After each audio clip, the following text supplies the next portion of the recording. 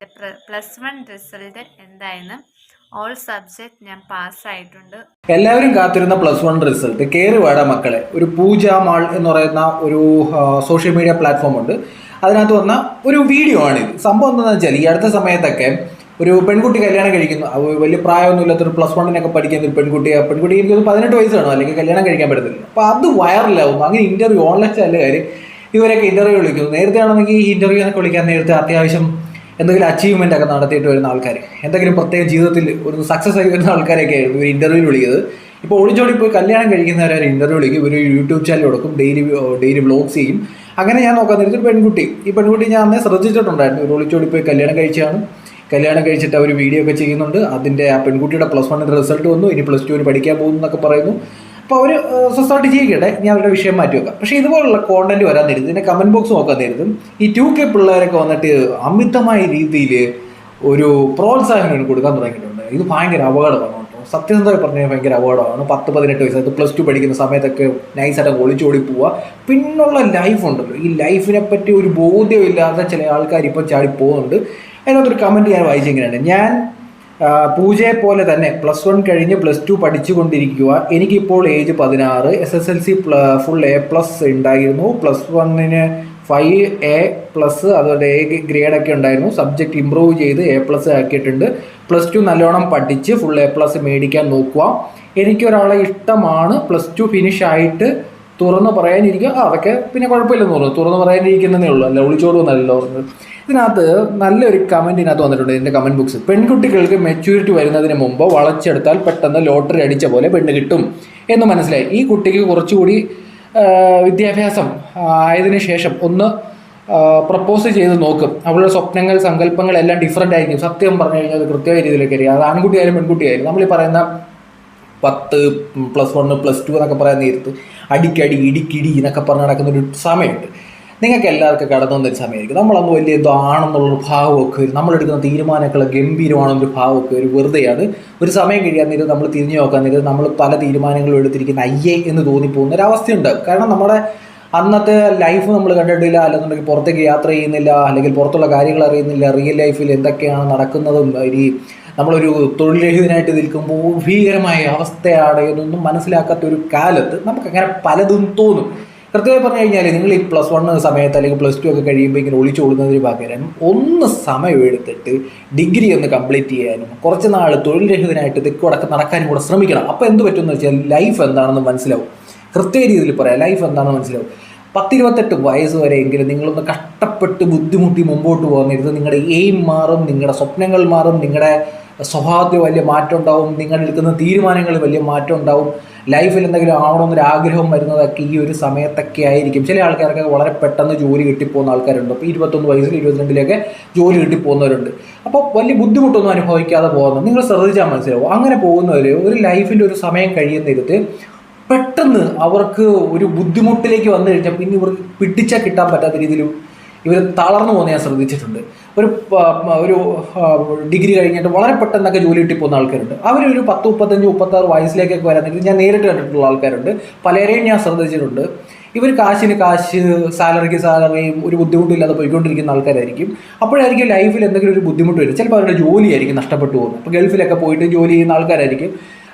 ജോലിയൊക്കെ നഷ്ടപ്പെട്ടു പോകും. പിന്നെ ഇവർ അനുഭവിക്കുന്ന ഒരു ബുദ്ധിമുട്ടുണ്ട്, അവർ പെട്ടുപോകുന്നത് ഞാൻ കണ്ടിട്ടുണ്ട്. അപ്പോൾ എന്താണെന്ന് കൃത്യമായിട്ട് മനസ്സിലാവും. അതായത് വീട്ടിൽ നമ്മളിപ്പം ജോലിയുള്ള സമയത്ത് ആൾക്കാർ നമ്മളോട് പെരുമാറുന്നത് എങ്ങനെയാണ്, അതില്ലാതാകുമ്പോൾ ഉള്ള അവസ്ഥ ആ 36ാമത്തെ വയസ്സ് അവർക്ക് മനസ്സിലാവുന്ന ഭീകരമായൊരു അന്തരീക്ഷമാണ്. നമ്മളിതുവരെ സ്നേഹിച്ചവർ നമ്മുടെ ഇത് കാശില്ലാതാകുന്നത് നമ്മളോട് പെരുമാറുന്ന രീതി ഭീകരമായിരിക്കും. നമ്മുടെ ഈ ലോണ്, അതുപോലെ തന്നെ ഈ സാമ്പത്തികപരമായിട്ടുള്ള ബുദ്ധിമുട്ടുകൾ, അങ്ങനെ പല പ്രശ്നങ്ങളും നമ്മൾ ഒന്ന് മനസ്സിലാക്കിയെടുക്കുന്ന ചിലപ്പോൾ ആ പ്രായത്തിലേക്കൊക്കെ അപ്പോഴോ നമ്മൾ വീണു പോകുന്നൊരവസ്ഥ ഉണ്ട്. ഭീകരമായ രീതിയിൽ നമ്മൾ വീണു പോകും.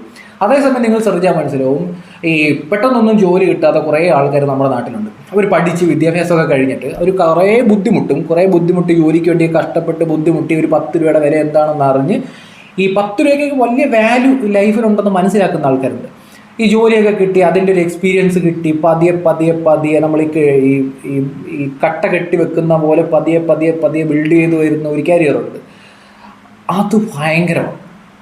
അത് ആ ഒരു സമയത്തേക്കാണ് യഥാർത്ഥത്തിൽ നമ്മൾ എന്താണെന്നും നമുക്ക് എന്ത് ചെയ്യാൻ പറ്റുന്നു, നമുക്ക് ഈ ലോകത്ത് എന്തൊക്കെ ചെയ്യാൻ പറ്റുന്നു, ഏതെല്ലാം രീതിയിൽ സമ്പാദിക്കാൻ പറ്റുമെന്നും, ഈ പൈസ സമ്പാദിക്കേണ്ടതായിട്ടുണ്ടെന്നും, വിദ്യാഭ്യാസവും അല്ലെന്നുണ്ടെങ്കിൽ അങ്ങനെ പല കാര്യങ്ങൾ അത്യാവശ്യം ബോധം ഒരു മനുഷ്യനുണ്ടാകുന്നത് ഞാൻ വിശ്വസിക്കുന്ന ഒരു 10, 26, 27 വയസ്സ് തുടങ്ങുമ്പോഴൊക്കെയാണ്. ആ സമയത്തൊക്കെ ആയിരിക്കും യഥാർത്ഥത്തിൽ എന്താണ് ലൈഫ് എന്ന് ഒരു മനുഷ്യൻ മനസ്സിലാക്കുന്നത്. വീട്ടിലേക്ക് സാധനം മേടിക്കേണ്ടി വരും, ആ സാധനത്തിൻ്റെ വില എന്താണെന്ന് മനസ്സിലാവും.